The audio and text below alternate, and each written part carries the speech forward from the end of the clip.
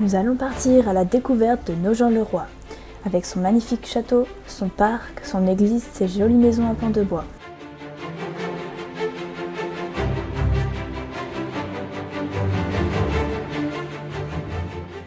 Nogent-le-Roi se trouve à 8 km de Maintenon, 12 km d'Épernon, 18 km de Dreux et 27 km de Chartres et de Rambouillet.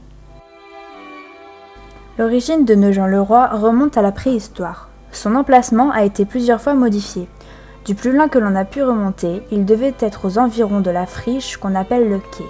Plus tard, à l'époque romaine, il s'est déplacé vers l'est et s'est étendu du côté du pont marin ainsi que l'attestent les monnaies recueillies dans cette partie de la ville. Avant d'être incorporé au domaine royal, Nogent dépendit d'abord du comté de Chartres au VIe siècle puis devint ville seigneuriale au IXe siècle. L'existence du château est attestée dès 1028. La ville s'appelait Novigentum Castrum. Le premier seigneur de Nogent dont l'histoire fait mention est le père du Capet, Hugues le Grand.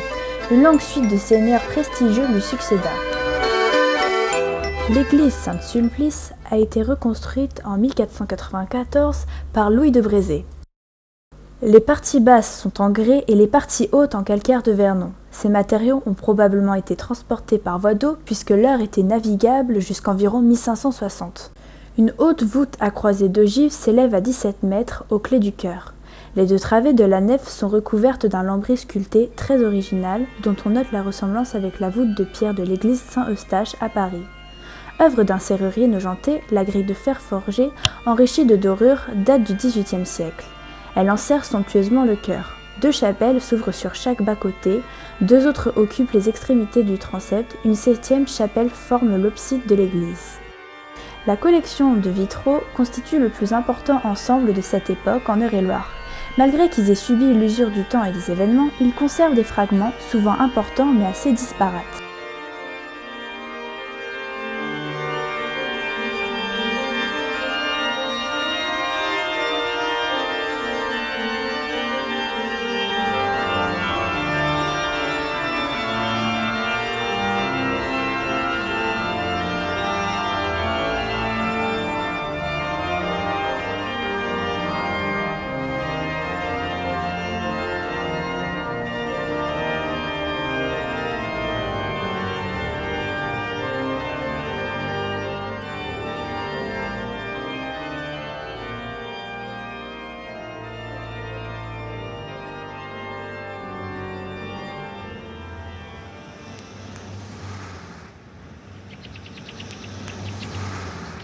Voici la Blévinière, reconstruite ici, pièce par pièce en 1932.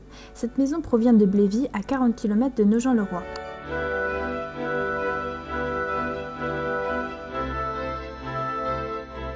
La maison se trouvant à gauche est la maison de l'Obrador. C'est sans doute la plus belle maison de Nogent-le-Roi.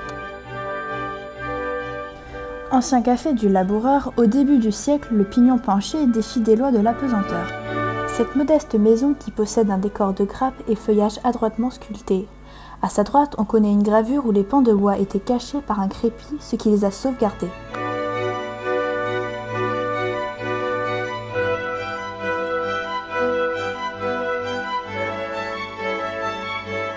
Cette jolie maison penchée avec un passage qui met la clientèle à l'abri. La fenêtre est en fait le portail de l'église de Gats, village proche de Maintenon, reconstruit ici lors de la démolition de cette église vétuste.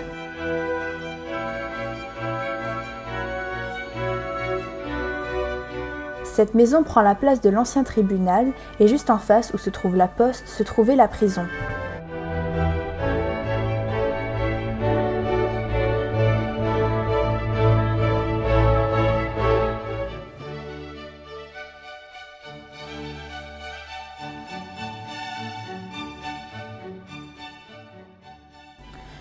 Cette maison bourgeoise occupe la place de l'ancien château. Nous nous trouvons ici devant le troisième château de Nogent. En 1854, les époux Mesquite font l'acquisition des terrains de l'ancienne forteresse en ruine. C'est vers 1860 que Jeanne Mesquite lui substitue une vaste maison Louis VIII, corne des motifs Renaissance. Cette nouvelle construction se compose d'un corps principal flanqué de deux ailes et un élégant campanile surmonte la partie centrale. Les épis de style Renaissance qui terminent la toiture des deux ailes proviennent de l'ancien château de Grogneul près de Saint-Pia. Construite en 1887, la gare de Nogent-le-Roi contribuera grâce au service de marchandises au développement économique du canton. 4 trains de voyageurs passeront dans chaque sens pendant de nombreuses années. L'histoire retient les noms de 3 célébrités ayant emprunté cette ligne. Le président Deschanel, Raymond Poincaré et Charles de Gaulle. Après la Seconde Guerre mondiale, le trafic ferroviaire est arrêté. Différents indices laissent supposer que l'Eure devait être navigable jusqu'à Chartres dans l'Antiquité. La construction de nombreux moulins, de ponts et de gués et sans doute aussi le défaut d'entretien du lit de la rivière que l'on a laissé envahir par la vase et les herbes ont ensuite constitué autant d'obstacles à la navigation. En 1443, le roi Charles VII autorise des travaux pour la rendre à nouveau navigable. Des écluses sont alors aménagées, certains ponts sont reconstruits pour permettre le passage des bateaux et un chemin de halage est aménagé. Le grenier à sel ou Castelmontaigne, situé dans le faubourg Valmorin, servait d'entrepôt de la navigation et était utilisé pour les échanges commerciaux entre le XVe et le milieu du XVIe siècle. En 1893, on voit s'ouvrir un hôpital hospice dont le terrain, les constructions et le mobilier sont totalement pris en charge par Eugène Mesquite et son épouse. La fondation sera laissée par testament à la ville de Nogent-le-Roi. Il s'y ajoutera un legs en espèces pour en assurer le bon fonctionnement. Cette donation est considérable, elle est assortie de conditions. Les soins hospitaliers doivent être assurés à perpétuité par des religieuses. La moitié des lits sera réservée aux habitants des communes dits cantons, l'autre moitié aux Nogentais.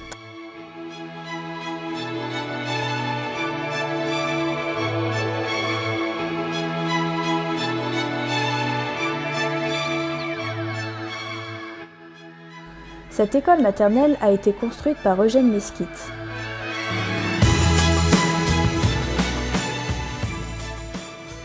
La mairie a été construite par Eugène Mesquite et le maire actuel est Jean-Paul Mallet. Nogent-le-Roi, c'est aussi de l'industrie, dont l'entreprise la plus connue est la fonderie Loiselet, créée en 1850.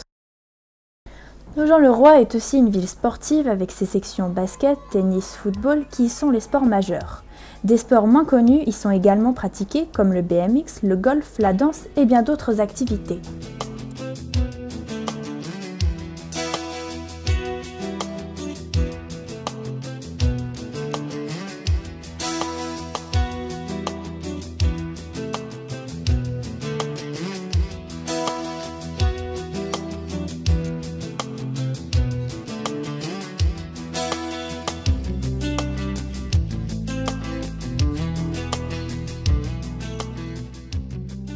Le parc du château a été emménagé pour que grands et petits puissent se divertir. Entre la jolie ferme, les animaux, les jeux pour enfants et les belles balades décorées d'une nature somptueuse, on constate rapidement que ce parc ne manque de rien.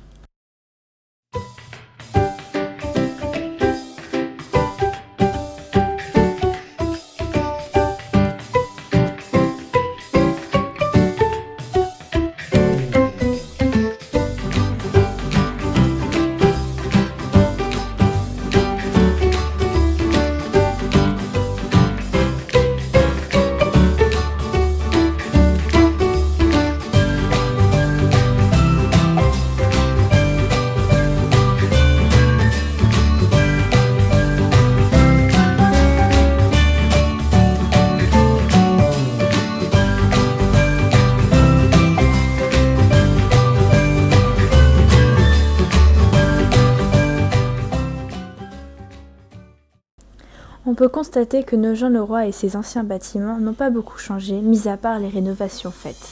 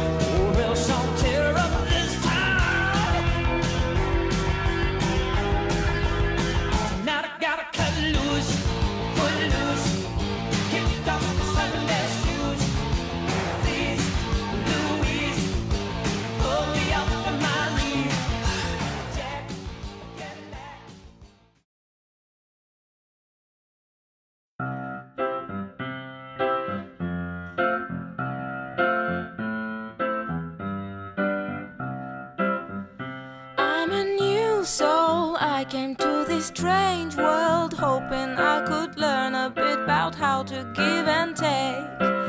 But since I came here, I felt the joy